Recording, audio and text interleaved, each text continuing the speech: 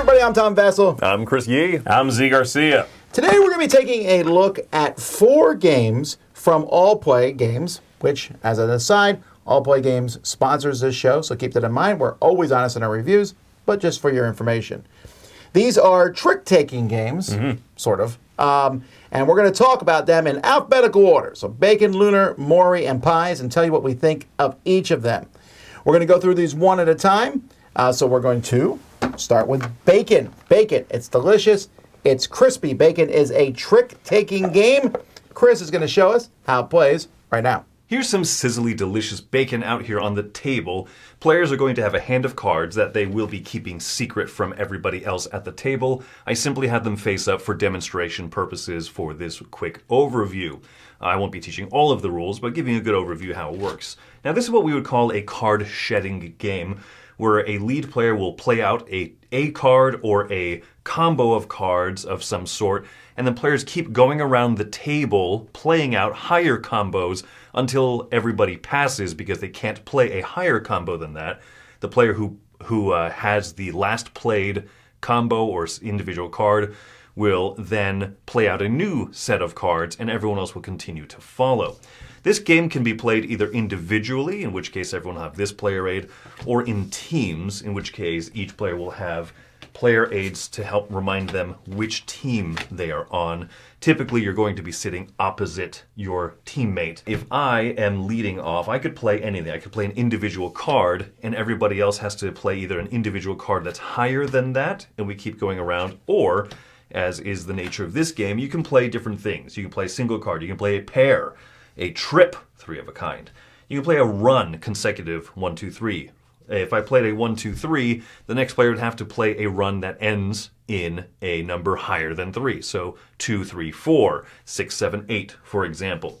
Once someone leads out with a particular type of thing, so for example, a trip, 3 of a kind, the players can only respond in the same type of combo. So this player could not play, let's say, a tube, which is 3 pairs that are all consecutive, 1s, then 2s, then 3s. They have to play the same type of combo, or they can follow up with a special. These specials are 4 of a kind, or a straight flush, or these different combos over here that are considered special. So if this player can't follow this, they either have to pass or play a special, and at which point players then have to continue playing specials that are either a higher number, so 4 4s out here can be beat by 4 5s, or it could be beat by moving up this priority. How about 5 of a kind, a quint? All of the played cards are discarded. This player will lead off with a new combo or special, and everyone goes around continuously doing this until at some point players are out of cards. There are also the titular bacon cards here. These are considered wilds to make it easier for you to get specials and different bonuses to stay in the match. Once a player has played out all of their cards, they will grab the first token here, and scoring is done a little bit differently. In the team game shown here, if I'm out first, I will grab this token, and then based on what order my teammate runs out of cards, if they're the second, third, or fourth, we will earn 4, 2, or 1 point respectively. Whereas in an individual game with the odd number of players, like a 5-player game here, if you're the first person out, you get 4 points. The next person out gets 3, then 2, then 1, and the 5th player out will get nothing. So there you go. That's just a quick look at Bacon. Okay, so Bacon, it's a game. I mean, obviously we were talking about this. I think this will be the game that most people. I think this will be the most sold game, maybe Pies, but because just based on box cover, Sure. People are going to walk in and grab this one.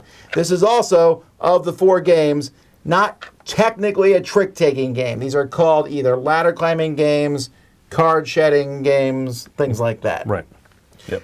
All right, before we get into this, though, let's hear from resident trick-taking expert Mike DiLisio. Well, Tom mentioned right at the outset that Bacon is more of a shedding game, and it was interesting because I feel like the definition of trick takers have become a little bit more broad lately, and shedding games definitely fall into that. That being said, Bacon is what I would consider to be kind of an intro shedding game. It's a very simple game mechanically. I do agree with Tom that this is going to be the one that probably has the most immediate wow factor based on the look, because the cover kind of conveys this 50s diner type of a feel, which also works thematically, of course, and it looks great. I think the look of the game is fantastic.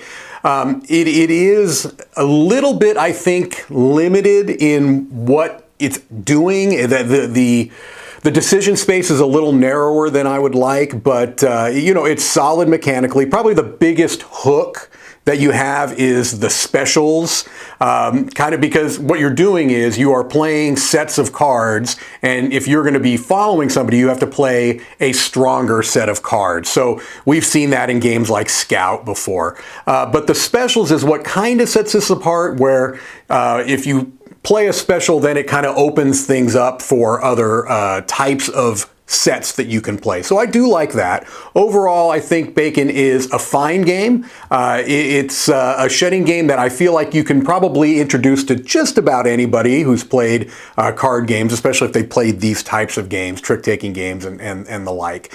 So I'm giving it a 7.5 out of 10. Solid game, not spectacular, but the look and the theme is going to do a lot of the heavy lifting here. As Mike said, and I agree with him, this one is a little similar to a lot of games that have come out, and in fact, I can sort of trace back games I've played that I've enjoyed, but I've played 20 years ago, that this is very similar to, with the special ranking, various specials, or bombs, or whatever you want to call them, there being a bunch in this one. So I enjoy it, but I thought it was a little by the numbers. I think that's going to be good for people getting into these kinds of games. For me, I'm coming in at a 7 on this one. I like it. I'd be happy to play it. It didn't wow me because I didn't find it to be particularly innovative. This lives and dies on the Bacon theme, and if you are someone who is new to this style of game, I think you're going to enjoy this one. What it does, the things it does for you, and the fact that it's pretty easy to play. This one is not. You will not feel dumb coming out of this one, and I think some trick-taking games can make it feel that way. Yeah, I'm jumping in a little higher. I really like this one. Yeah. This one's an 8 for me.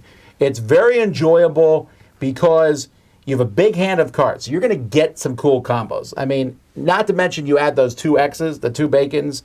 So it's almost impossible for you not to be able to play 4 of a kind at some point, or a 4 straight. And that just feels good, because I've played card shedding games like this before where you don't have a lot of cards that you can mess with. And this one feels better beyond that. And like you said, there's 5 specials, so that feels great. It still will be, even though it's easy to play, I think it'll be a little overwhelming for a few people who don't play a lot of these games, because you have to sort the cards in your hand out either by number or by color. And by whatever way you sort it, it's going to be hard to see the other ones. Yeah. So, like, for me, I always sort them out by number, but then I'm like, do I have a straight?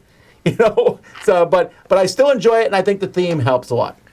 I think this one's fine. It's for me, I'm coming in at a 6 because I'll play it, but I'm not gonna I'm not gonna say like, hey guys, we should play Bacon tonight. I think that it will sell very well. I think it has great appeal. I love the diner aesthetic and everything to it. It's a good one. It is good, but it doesn't wow me or do anything that makes me say I'm gonna pick this one over any of the other shedding games of this style. Trick-taking games a lot of times feel kind of similar to each other, and for me, shedding games feel even more similar. This one didn't break out of that. So it's a 6. I think it's still good. Lunar is a trick-taking game that is fairly unique in that it's a 2-player or 4-player game, but it's built to be a 4-player game where you're playing half of a card each time. I'm going to let Chris explain that more. Here's a Lunar setup on the table. This is a team-based trick-taker in which I, if I'm here, will be playing with my teammate across the table from me, and these 2 players across from each other will be on the same team, thus the markers. There are going to be concepts that will be difficult to understand if you're not familiar with trick-taking games, but I'll try to explain as best I can.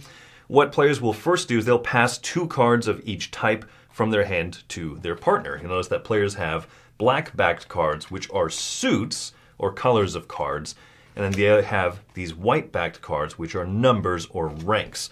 What will be happening is players are each going to pass each other cards, and then they're going to, one by one, negate one color suit from being the trump suit for the hand. If you're not familiar with these terms, it might seem a little tricky, but so I'm going to say, hey, how about not orange? Then the second player, the opposite team, says, hey, how about not pink? And then my teammate says, hey, how about not blue? I.e., this round, the green suit is going to be considered the trump suit or the strongest suit. And so, now that might be good for me because I have a lot of green here. What I will do as the lead player on the first team is I will take one of the cards from my hand and play it out. So let's say that I want to play out a green card. Well, we're going to be comparing suits or colors of cards from the team mixed with a number against the suit and number played by the other team. So then this player here will look at their hand of cards, and they can either play a color card or a number. And let's say that this player here says, woof, I don't like this. Let's say they're going to play out an 8, because they could either play out a number or a color card. They want to try to follow the same color if they can, and in this case they cannot, so this is what they play. An 8 is a strong number card. My teammate here says, well, we're going to play out an 8, so hopefully that we can win this one. And now the last player on the opposite team here is going to look through their hand of cards, and they say, oh, look at this, we have a green color card, so they can play this one out. Now, normally, the easiest resolution for cards is whichever player has the highest number of the starting suit of the lead suit would win. So in this case, we both have played green and we've both played numbers. In this case, these players would win because they play the higher strength green card for the round. In this case over here, let's say that my partner had played this one. It's the last card played that breaks a tie. So this team still would win it because they played a higher rated green rank. Or the last one at least, so that breaks the tie. This means that this team, we'll call them orange, advance on this trick tracker here. There are 12 total tricks that will be played. That was one of them. And whichever team wins, each trick will advance on this track further. At the end of the round, there'll be some combined total of the number of tricks won. So in this case here, after playing out, and this player would start, by the way, and they could keep these cards over here that they've won out of play, you're going to see which sector you end the game, end the hand in. So in this case, because the orange team won too many tricks, they win 0 points. They're awarded 0 points. And our excellent team here gets 10 points because we only won 3 of them. Or it could happen that something like this occurs, where we won 4 and they won 8, meaning they are in a 10-point scoring sector and we're in the 0. Or, in a perfect split, 6 and 6, each team is going to be awarded 5 points. You'll notice that some cards also have stars on them, so however many stars you won at the end of the playing out the whole hand of cards, each one of these will be worth a point as well. So we'll go to the score tracker, so even if each team won 5 points, you then count the number of star cards that that team won and add that to that. So for example, if they had won several of them, let's say that they had won 3 of those stars and we won 4 of them, then it would be 8 to 9, and it's a race to 30 points, or at the end of 5 hands, whichever team has the most points would be the winner, usually going to end when someone hits 30. So just for one more demonstration here, this player would lead out with a card, either a number or a color. I would follow then afterwards, and I would say, well, I'm going to play green.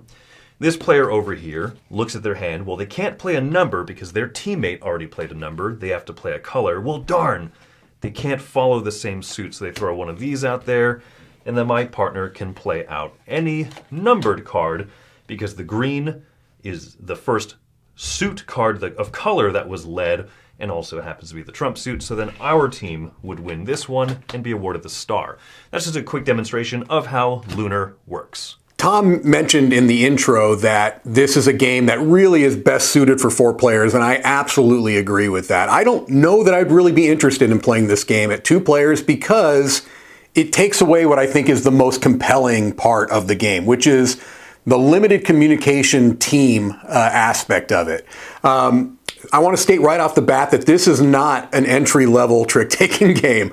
I think this is a game that is going to go over best by people that are comfortable with the systems, that are comfortable with the idea of limited communication in the sense of passing cards to your teammate before the trick-taking begins. And that is something that I've played a lot of trick-taking games, and that's still something that I have difficulty with. I always feel like I'm passing the wrong cards. I'm struggling to kind of get what my partner is giving to me.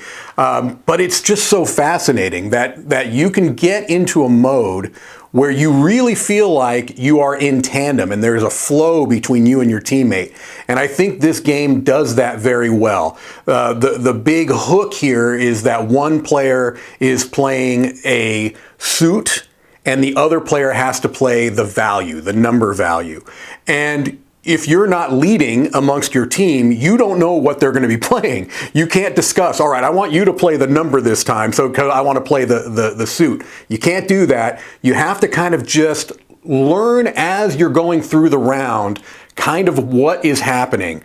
And it leads to such a tense feeling around the table. A lot of times trick-taking games are very breezy, right? You're playing cards, you're talking, you're laughing. This is not that. At least it hasn't been in my experience. This is a game where it's very quiet. It's a very quiet, tense atmosphere around the table, and I happen to love that. If you don't like that kind of a feel, if you want a more breezy trick-taking game, this ain't it.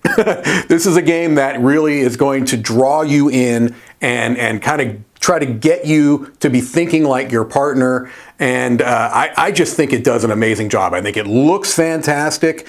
Theme, you don't need a theme in this game, and there really isn't a theme in this game, but the aesthetic, I think, fits the mood of that atmosphere around the table. I really like Lunar a lot. I'm giving this an 8.5, a seal of excellence. I think that this game really stands apart in a very crowded genre. So Lunar for me is a big winner. Again, I think Mike nailed it here with a couple of things. This one is the most serious to me of all these trick-taking games. It is the most quiet, the most thoughtful, the one that clearly targets connoisseurs, which I think Mike is at this point. And I'm not surprised he likes it that much then. For me, it's just above that curve of... I do like the breezy ones. Maybe breezy plus. Is that a thing we can start? Breezy plus. Yes. Breezy Plus, yes. Breezy plus. For $9.99 a month, you can subscribe to Breezy Plus. So I enjoy it. I think it's a very distinct, very clever game. It's not one I'm going to play a lot because this one does make me feel a little bit dumb. It does have the opposite effects of something like playing Bacon, where you just kind of do what you can, or many other trick-taking games. This one, you need to be good at this. If I played this with people who play it a lot, I'll feel bad at it. You know what I mean? Having said that, cleverness, absolutely. Interesting look and vibe, absolutely. Being its own thing and being fun in short bursts where I want to dig into it, yes. So this one is getting a 7.5 from me. I still like it. I still would recommend it. And again, especially if you've played a lot of trick-taking games, you want something different, you're going to get it in Lunar. We're saying a lot of words here, and we're coming up with the same rating. I'm also a 7.5. Okay. I like this one a lot, but I like them. I like the games. I like both. I like lighthearted trick-taking games, but I also like the whole everyone shut up and be quiet. Yeah, and think. This one is the first trick-taking game I played in a long time where I think counting cards is not only a viable thing, but almost not required, but if you want to do well, you want to count the cards. There's only, what did we say? It was 6 of each? 6 of each suit. 6 of each suit. And if there's only one trump suit, I'm going to want to know where, I would at least count the trump suit cards. And if you talk at all, that messes it up. We were sitting around kind of joking, laughing, haha. We came back, and Tom and I just looked at each other on the team and went, oh. Yeah, I forgot. I was like, I'm going to count the trump suits this time, and I forgot. And there's also only 7 stars, so you can count where they are. They're in the 3 threes, and then there's one on each color. And that's interesting. I like it. It's clever. It's unique. I don't know how often I would play it, and I would only play it with people who are trick-taking experts. That's it. Yes. I think ultimately that might be the little sticking point for me. I'm coming in. I'm kind of debating. I'm coming in at the 8. I was debating between 7.5 and an 8 because I agree. This is one that I'm going to find fewer times to pull it out, but it gets points for being original, very clever and different. If people say I've played so many trick-taking games, I bet you have not played one quite like this. The closest approximation might be that cat in the box, that it kind of deconstructs the elements of trick-taking out a little bit, and this does that by splitting between the suits and the ranks or the numbers. It has a 2-player mode in it, which plays differently than the 4 because you have to make some of your cards visible face up. So you're only playing one at a time. The opponent goes. Then you play one from hand and then one from the face-up display on the table. That's good, but it's different than the 4-player mode. You'll want to know that going into it. But the fact that it is still good for 2 or 4, that gets points. So it's an 8 for me for originality, for thinkiness, and I agree with everything that's been said so far. That's Lunar. Mori. Is that how you say it? Mori? Muerte? Death? Yeah, sure. Yeah. Mori. Is Mori Mori a word for death in another language? I think don't it know. might be Latin. It's this art style, I think, the idea of the juxtaposition, life and death, right? The slightly macabre skulls and the life-giving flowers. Basically, perfect fodder for saying, let's get some nice Beth Sobel artwork. Yeah. Also, has nothing to do with the theme. I guess there's a theme in this game. Anyhow, it's a trick-taking game. Zee's going to show us how to play it. All right. To set up the game, in this case for 4 players, we're going to shuffle up the deck of cards. We're going to divvy them out to the players. Everybody gets 9 in this case. And then every player also gets 2 of these X cards that they add to their hand. We are going to roll a handful of dice and set them on this central board with whatever was rolled. And so in this case, we have the 4 different flowers around the outside. We got a lot of the same one here. And then the X's would go in the center. As you can tell, not everything will come up, and that's fine. You just go with whatever happened to be rolled in this case. We also have a scoreboard right here, a dry erase board that's going to tell you some scoring down the side and how many rounds you are going to play. And it comes with one of these so you can keep track of your scores. For 4 players, we would play 4 rounds. So here's how the game is going to work. The lead player is going to play a card. Perhaps they will play this card. The next player will play a card into it. They have to follow suit if they can. If they cannot, they can play whatever they want to. And they can also always play a next card even if you could follow suit. These are going to lose to basically everything else. And so this player would take a look. Let's assume they don't want to play an X. They could play this 3 right here. This player will go. Let's assume that they don't want to follow. They'll play an X if they want to. And then this player, let's take a look at their hand. Okay, they have the 9. Maybe they'll play in that 9, and they will take this trick. It'll be the highest card of the suit led that takes it, or, assuming there are no trumps, and if there are trumps, then the highest one of the trump suit. What is the trump suit? Well, the trump suit is whatever suit comes after the one that was led. So you can tell, as you can tell, there's these arrows here with these crowns, and that is going to denote what trumps what. In this case, if this player had no purple cards, they could instead, if they chose to do it, play a red card here, and that would trump, with red coming after purple, and there we go. That's how that would work.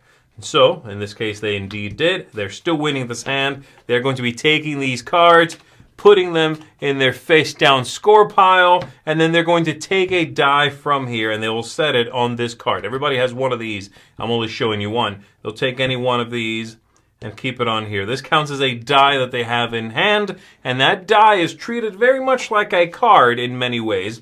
It is a card of the suit that will lose to everything else. It's basically a 0. It's sort of what that counts as.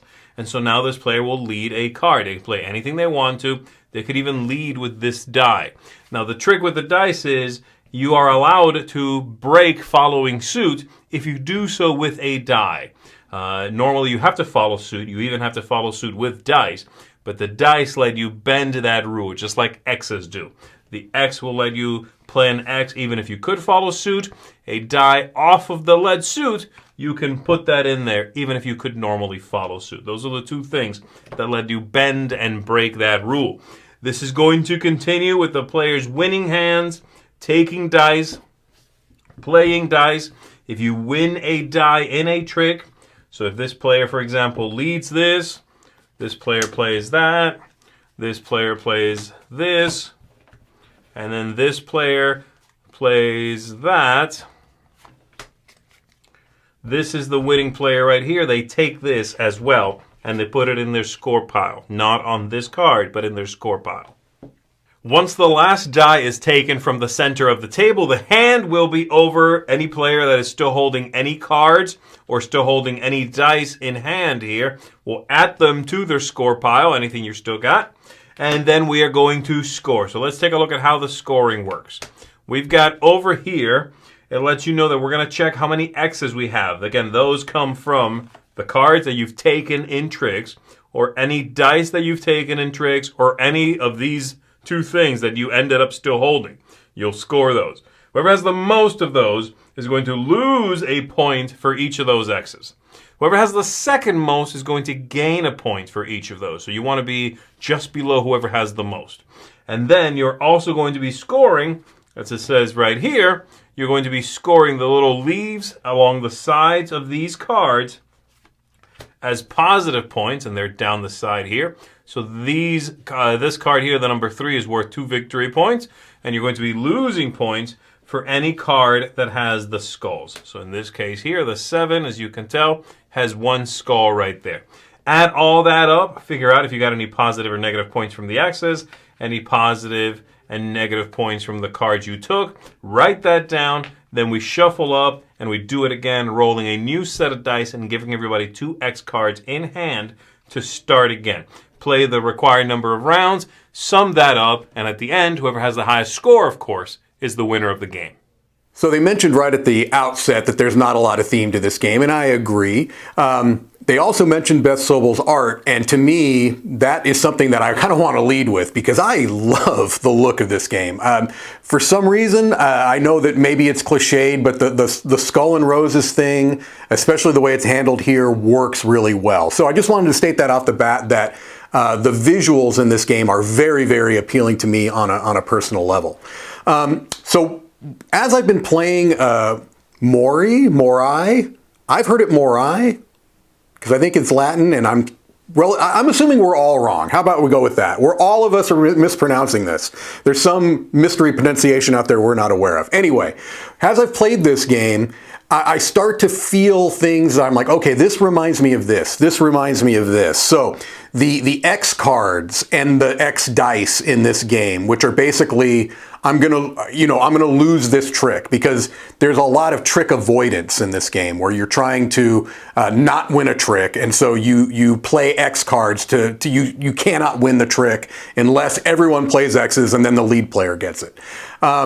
That reminds me of a game called Boast or Nothing, a trick-taking game that has a similar thing there where you have these 0 cards that you can play and you can't win the trick. So it reminded me of that a little bit. It also reminded me a little bit of the dice being used as extra cards in hand, but they're visible to everybody. That reminded me a little bit of Nikosu dice. So, saying that, those are both games I really like. I like Boast or Nothing a lot. I like Nikosu dice a lot. And this is not derivative. Okay, that's an important distinction to make. It gives me notes of other games that I like, but this is very much its own game, its own design, and it's a really solid one. I like the idea of the seasons kind of determining what will be trump. That's something that is, it's not a fixed trump. It's going to be, variable throughout the rounds. I like that. I like the tension of how do you, when are you going to be taking those X dice? When are you going to be playing them? It just is a really solid game all around. Again, the look of it is very, very appealing to me. I'm giving it an 8 out of 10. It's a game that I think is in the medium weight. I would not play this with people who are not familiar with trick takers, I don't think.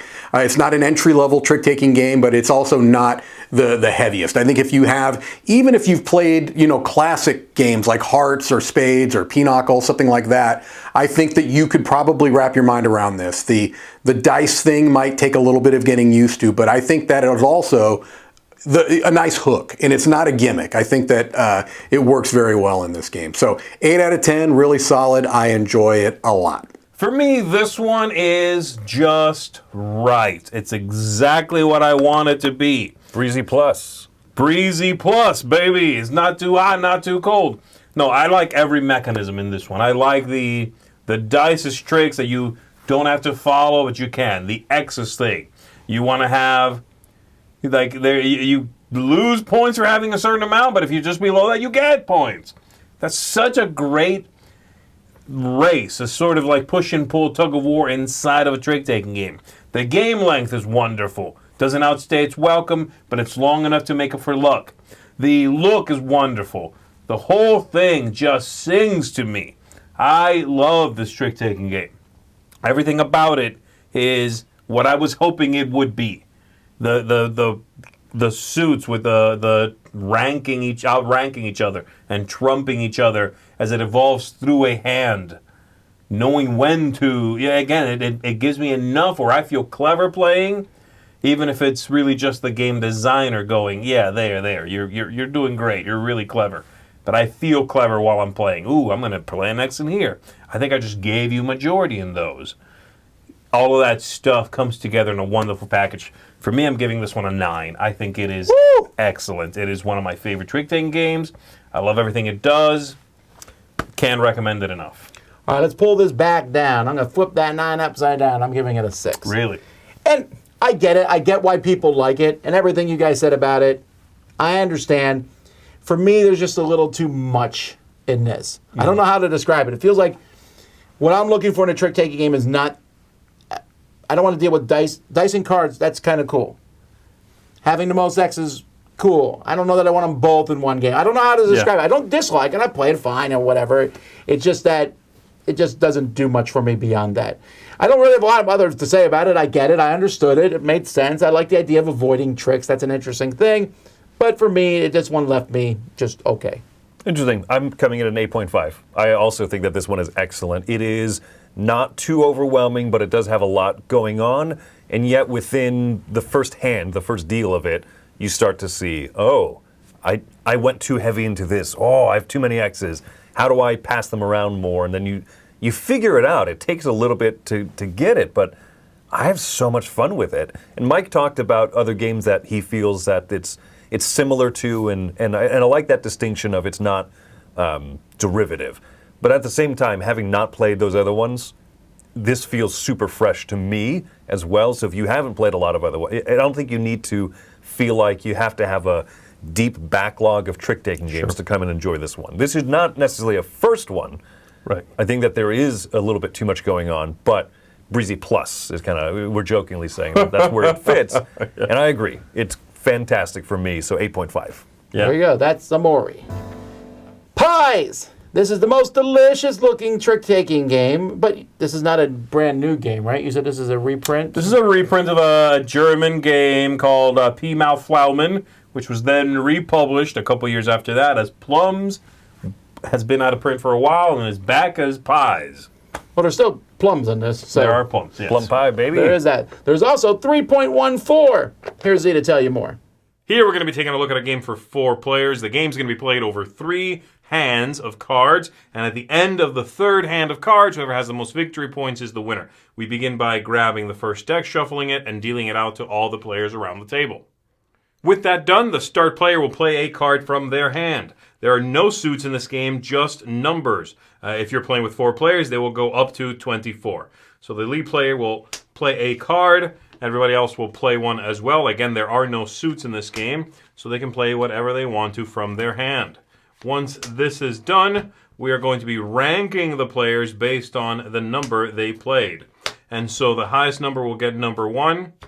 Second highest number, right here, we'll get number 2, number 3, number 4. Now, using these numbers, you will claim one of these cards that's been played, and the cards are going to give you possibly a few different things. So they'll all have a fruit that you can collect and make sets with. Some of them will be cards you can make a set with and score. You can use this card with 2 other matching fruits, turn that in as a pair, and get 5 victory points. This is how you win, by making victory points. This symbol here lets you steal a fruit card in front of someone else. This symbol here gives you 3 pie tokens.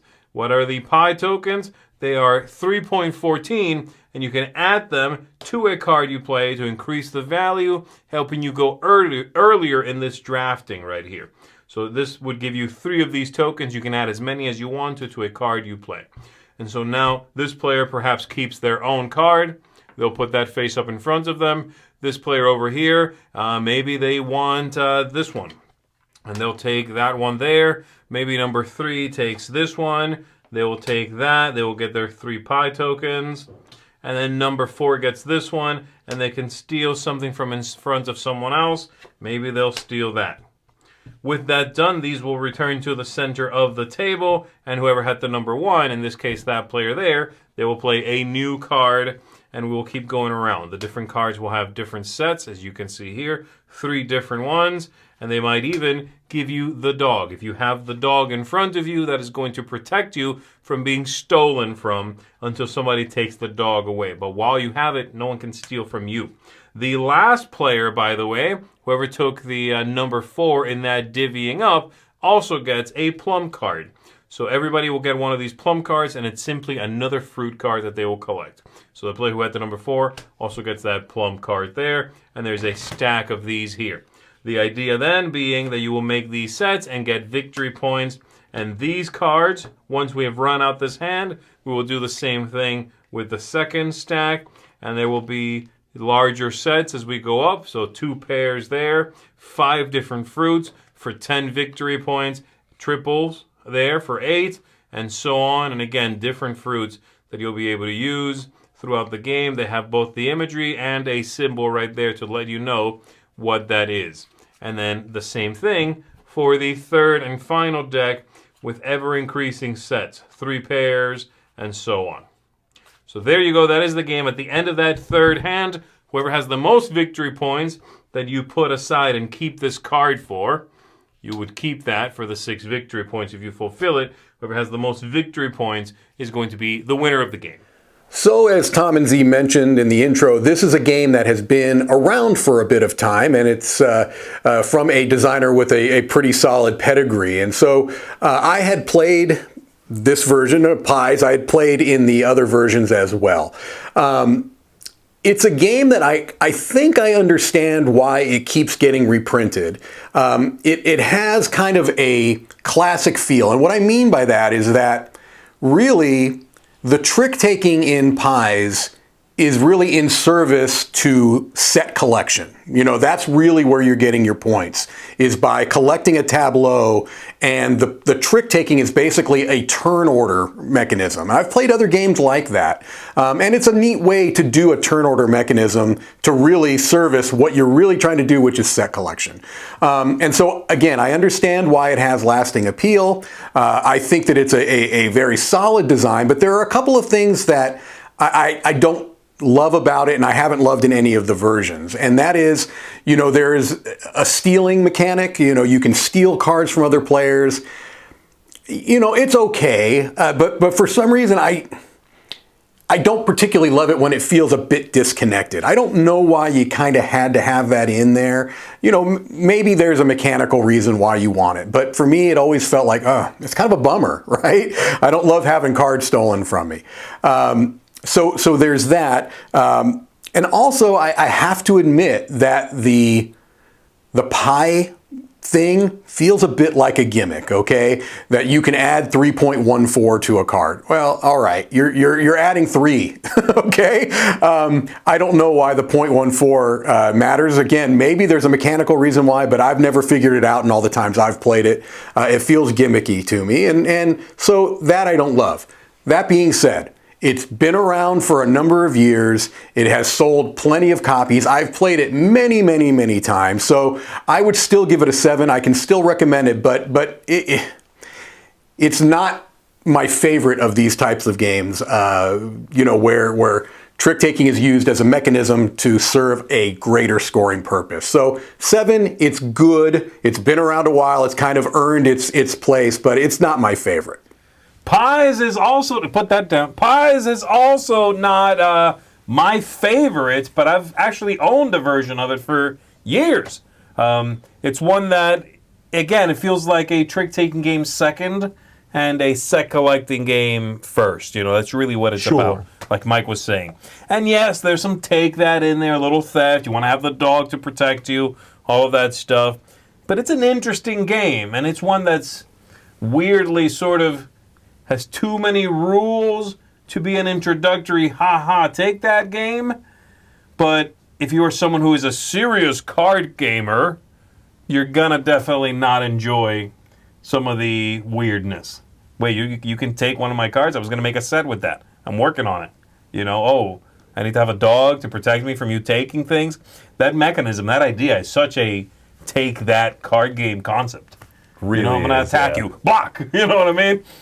It has that vibe. So I get it, and it's always been a weird theme. This idea of it was geometry and math meets fruit. I know that there is a German explanation as to the theme, a historical explanation. I never figured it out. I don't understand it. And that's been dropped, by the way, now. But I like this one. I don't love it. I like it.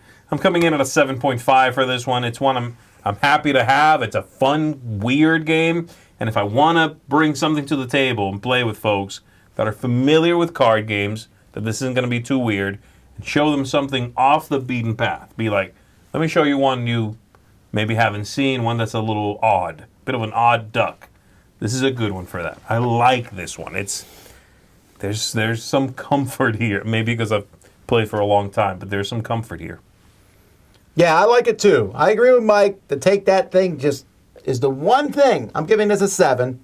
I'd give it higher because I actually like the lightness of it. I love the 3.14. I think that's hilarious. Yeah. I love the pie pieces, and we have the upgraded ones from Allplay with the wooden. Oh, nice. So good. Very nice. But I also really, but as a side note, love the art in this game. The art is fantastic. I mean, I really want to eat fruit after this game. Not forget pie. Just the fruit on these cards is great. I did find it weird that they show fruit and not fruit pies in the pictures, but I guess it's easier to distinguish. An apple pie and a peach pie look pretty similar. That's how it always has been like that. The artwork was always the fruit. Also, they put rhubarb in. Smart. Anyhow. That was cool to see, yeah. But to take that and the dog, I know they needed a couple more mechanisms. You needed a couple more mechanisms, right, for people to do. And it's also, I don't even know if I would call it a trick-taking game. It's kind of a weird one. Mike was that was a great observation. It's a turn order mechanism. Yeah, which is fine. It just kind of, I'm going to take this card. But I like that concept. I like it in games. I like it everything. The take that brings it down a bit, but not too much. You just play it on a very light level. The set collection's really fun in this game. Yeah. That's the thing. That's why for me this is a 7.5, is because it is kind of a family weight game. Having played a trick-taking game before just helps you kind of understand the cadence of the flow of the game, basically, because that's where it's a trick, I suppose. Everyone plays a card around in order. Highest person gets to go first, kind of a thing, right? Yep. But it is fun set collection. It is a little goofy. Haha, I stole this thing because I want it for a recipe, right? It doesn't feel constantly mean, and you're always getting something. Even if you played the lowest card, you get something from the middle, which feels nice. And in fact, if you play the lowest card, you get the plum, which is a wild, right? Not a wild. It counts as another fruit for recipe fulfillment, which is a nice way to do it, because some of these games you're dealt a bad low hand, and you're like, whew, this is a bad hand for me. Not so much in this one. It has that nice familiar feel, even if I haven't played it for a decade or more, and it's just welcoming. Yep, 7.5. Yeah. There you go, folks. That's pies. All right, 4 games. Real quick, here's our final thoughts. Mike? All right, so overall, this is a really solid set of games, and I have been really enjoying Trick Takers lately, and so when I saw that they were coming with 4 trick-taking type games, I'm going to be a little pedantic, that it made me excited, and I think that overall I can recommend all of them. To me, Lunar is the star of the bunch, Mori right there. But I would play any of these games pretty much any time. They fulfill different roles, and I think that's cool, is that there are games that I'll play like Bacon if I want something light and breezy. There are games that I'll play if I want to really do a set collection game with a little bit of trick-taking mixed in. And then there's that head-down, thinky, try to get in the head of your partner type of thing there. So I feel like these are games that are all distinct from each other, but work together as a package too. So really well done. The look is fantastic on all of them too. That's one thing that really unites them, is I think that they have a beautiful aesthetic, all of this in a nice small box size. So I really appreciate what they did in a whole with this kind of package deal. I feel like you can split these. You know, you have these are the Mori and Lunar are for the seasoned trick-taking players, and Pies and Bacon are for everybody in a sense. And I also think they split the themes that way on purpose in a sense, because again, if you go to the store and someone's like, I don't know what to buy, Pies and Bacon's going to attract you. This may or may not. In fact, the Lunar one, I'm attracted by when I heard about it. Like, I play half a card, but I wasn't necessarily attracted by, it's called Lunar. You know, that doesn't mean anything to me. Why this one, I was like, Pies, Bacon, I got to play these. Sure. Judging a book by its cover, Lunar was the one I was like, yeah, I'll play it. But the other three, I'm like, ooh, I really wanted to play Pies in particular. You know what I mean? Yeah, just they package them well for what they are. Yeah. I like these. I'll play them. I think, honestly, Bacon's going to be one I play the most, because I've grown to like card shedding games, and this one just feels like just a fun, robust one that's not that hard to explain, and I can just pull it out and play with people and have a good time. It doesn't try to be tricky. It doesn't try to reinvent the wheel. They're like, this works. We're going to go with what works. For me, Mori is a star here of the show, but I think it's a solid set. I think they did a good job production-wise, making all these look good, come across well, present well. There's clearly different feels for different kinds of card players, but overall, I think they're all solid games. Mori's the one that, for me, that's the star. I do have one, if you don't mind, I was going to say one uniting criticism amongst all of them, and that is that I think that the rules are they're just one flap folded over. I think in almost all of them, I would have liked one more flap, right? A tri-fold, just to make things a little bit more clear. But that's kind of the biggest complaint I have. I was just going to say that exact same thing. Okay, yeah. So I don't feel like I'm out of line here in saying that. That being said, Mori is a standout because it's one of my favorite trick-taking games I've played in a long time, and I've played a lot over this last year. Yeah, we really have. Yes. So it's nice to have one of these that is like they're all good, but to have one that feels like Zee says a star. That's cool. Well, there you go, folks. That's 4 different games from Allplay trick-taking games.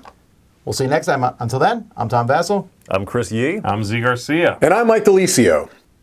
That's good enough.